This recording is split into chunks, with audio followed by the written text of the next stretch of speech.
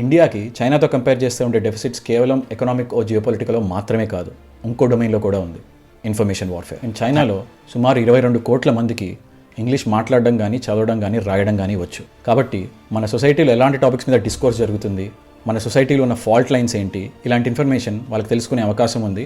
And అవసరమైతే weaponise చేసే capability కూడా ఉంది. పోనీ ఎలాగోలా ఇండియన్స్కి చైనీస్ ఇంటర్నెట్కి యాక్సెస్ వచ్చినా కానీ వాళ్ళ ఆన్లైన్ డిస్కోర్స్ అంతా మ్యాండరిన్లో కానీ, క్యాంటనీస్లో కానీ ఉంటుంది.